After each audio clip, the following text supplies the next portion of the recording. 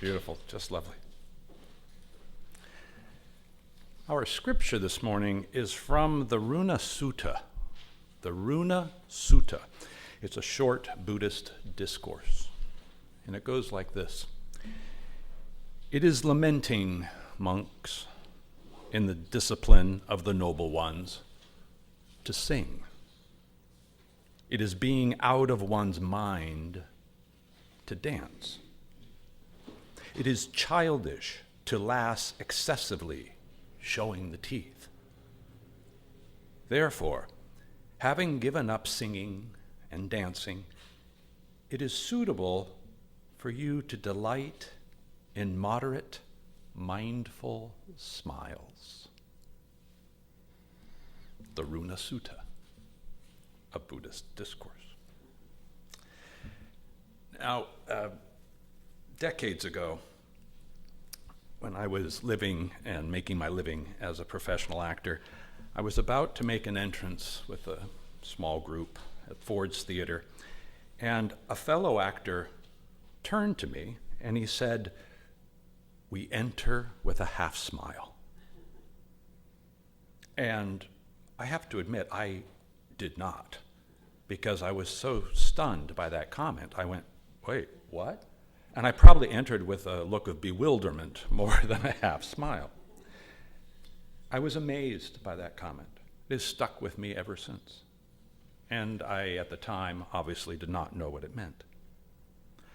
I have come to appreciate it more and more over the years, and I find it reveals a profound metaphysical lesson. Now, this is not to say that smiling is a spiritual prerequisite. It is not. Jesus is never noticed to have smiled. In the Old Testament, Proverbs notes in 15, "A glad heart makes a cheerful face." And then there's the famous laugh of Sarah when told by Spirit that she will have a child in old age. But not a lot of smiling in the Bible. The Quran has one mention in a surah called the ant. When Solomon came across a valley of ants, an ant warned, quote, "O ants, go quickly into your homes so Solomon and his armies do not crush you unknowingly." And supposedly Solomon smiled in amusement.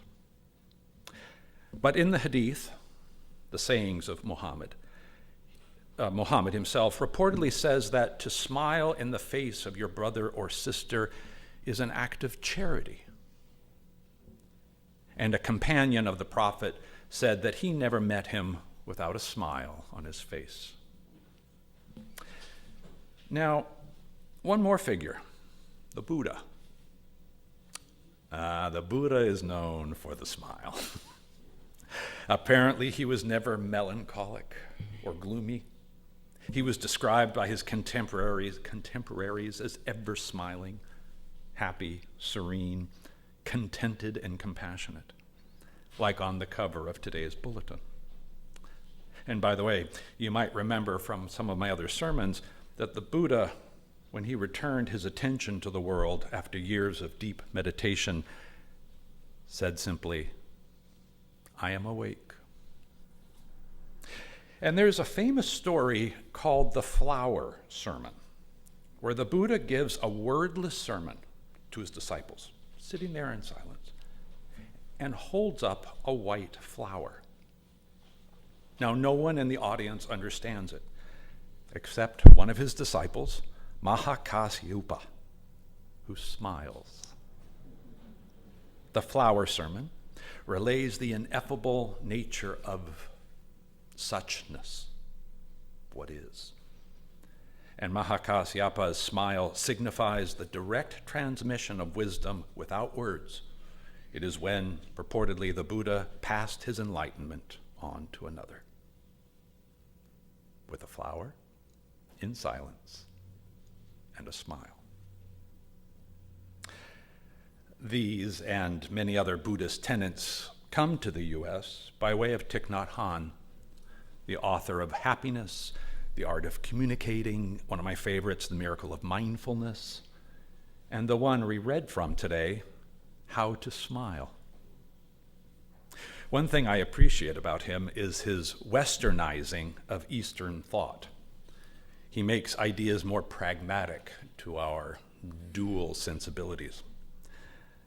And the reason a half smile is so powerful is that it does not negate the opposite perspective. The half smile does not negate the opposite perspective. Western, Eastern, for example. Peace, suffering, as we read. They are seen as one, non-dual. A commentator said, "How to smile is a revolutionary cry. That half smile of the Buddha is more powerful than any general with an army, because we smile the smile of non-fear." We smile the smile of non-fear. Let's extend this analysis. So therefore it implies that fear is from duality, something separate from ourselves. And non-dual, unity, is without fear, and therefore peaceful. It doesn't enter into debate, or the general war analogy, or metaphysically where we do self-battle internally.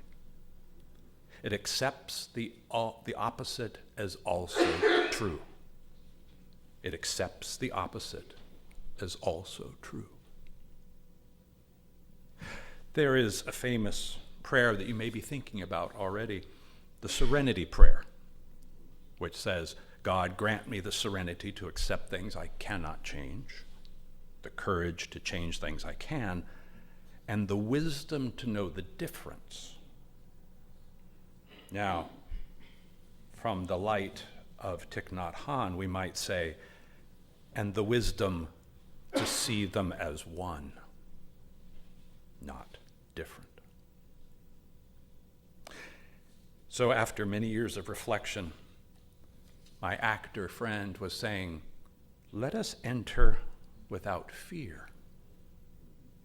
Let us enter as one, as players, and become one with the audience. Profound indeed. Now, as I hinted at the beginning of today's service, I'm going to pause the didactic portion of the sermon, and we're going to experience this by way of an exercise. You will notice in your bulletins, if you will look on the back cover, there is a pen and ink drawing, which in fact caught Reverend Jim's eye when we printed some bulletins as well. And we're going to do an exercise with this. And does everyone have a pencil or something to write with? And if not, Deacon Ricks will provide one. Something to write with.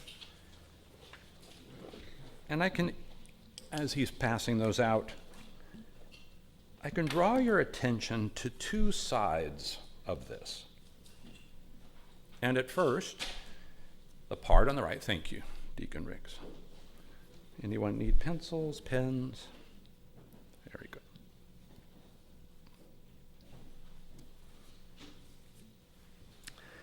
And so the side on the right is now depicted as the things you do not control.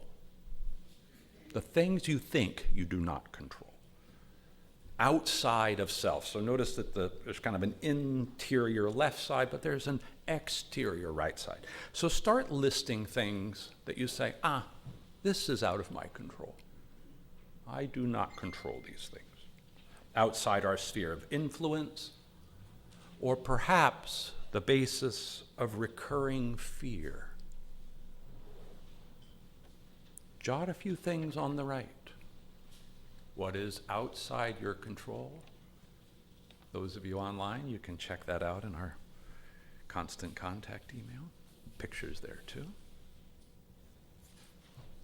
These things are outside my control. You might think climate change, big things. You could think the economy, price of food, anything, but also obviously more personal, What do you claim is outside the realm of control? As we would say from the readings, places where perhaps we suffer a bit.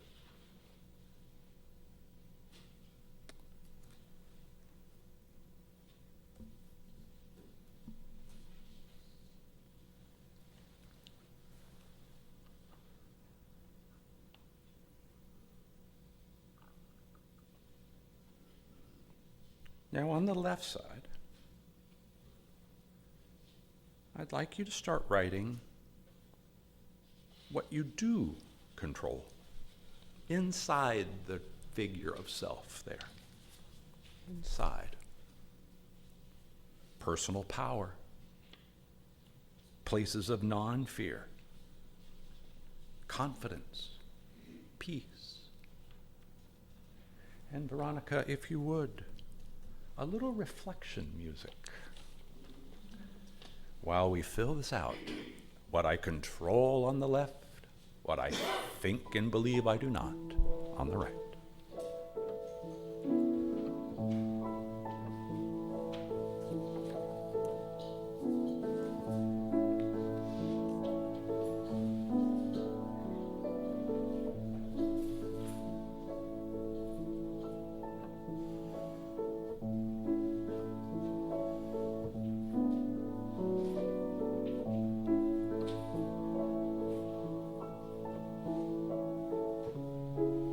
Judgment in this,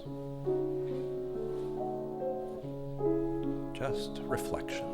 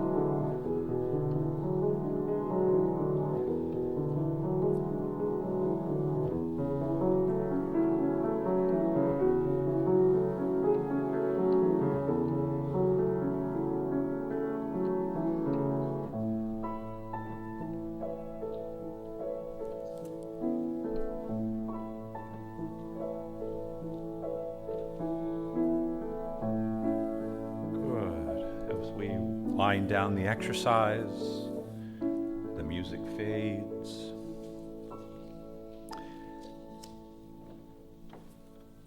In the vein of non-duality now, we will end this sermon together, collectively. I will ask you to please share one idea from the right and one corresponding idea from the left. Now, this may or may not be synchronous, that's okay. And you don't have to share a full sentence. But I'm asking you to share two ideas, more like non-dual haiku. So I might share stiffness, and on the other side, swimming. Stiffness is what I feel I cannot control. Swimming is what I can. And when I share this, we're going to reply to each of us, peace begins with your lovely smile. So let's practice, okay? I would say stiffness, swimming. You say peace begins with your lovely smile. And so we learn from each other, as the Buddha did in the flower sermon. He gave the white flower in silence. A smile was received, and he learned from the disciple. we have finished this sermon collectively. So bless you, little Buddhas. Thank you for that. Delight in the suchness of moderate, mindful smiles. Blessings to all of you.